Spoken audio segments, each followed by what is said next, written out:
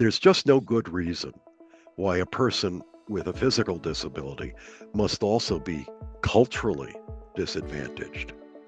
The purpose of this project is really twofold. The first part involved getting professional development for our MSU Museum staff members so that we could learn how to do high-quality audio description for this gallery and things like this video.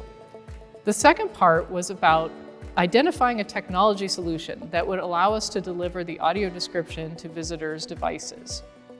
We worked with our project advisory team, our vendor, and also local user testers who helped us to work on the technology and identify the solution. So right now we have hidden RFID readers and antennas throughout the gallery that help to deliver an interactive and engaging experience to people's phones.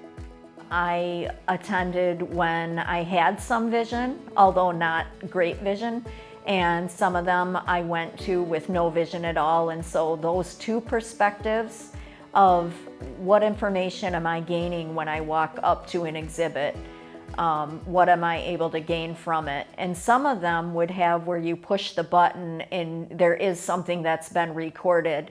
And I think many times that's intended to complement what a person sees in the exhibit.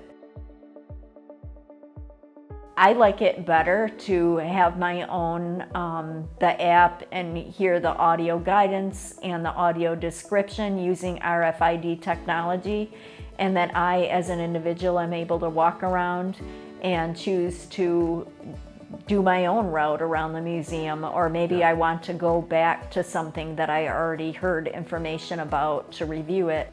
As far as what people misunderstand, a couple things that come to mind to me would be people thinking that people who can't see automatically need one thing, like one accommodation, like Braille or audio. Some people would rather have a sighted guide walk with them and share information. Once that had an interview with a blind fellow, and he was in a museum, and he told a story of being in this museum with some friends, and a sighted woman had the temerity to approach him and say, "Excuse me, but what are you doing here? You're a blind man. I'm here for the same reason anybody goes to a museum. I want to learn, be a part of our cultures," and that's, that's the responsibility, I think, of every public arts entity, is to be inclusive, to be available to all people. So for someone who's low vision, maybe has some vision, but they don't have visual access to all of the aspects of an exhibit, the audio descriptions would fill in those gaps and help create a whole picture and fill in the gaps to their understanding of the exhibit that's in front of them. For someone who's blind, having an audio description gives them access to something that they would have had no access to before. In audiovisual translation, an audio description is a kind of translation from images to words.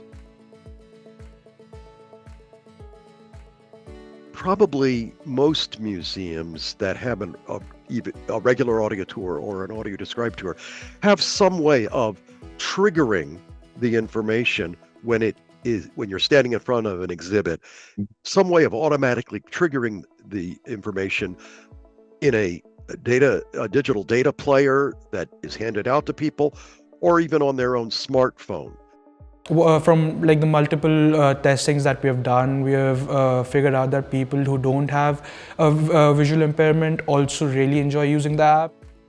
I would hope that the RFID system would get blind and low vision visitors excited to come to the museum and access a space that maybe they haven't been before.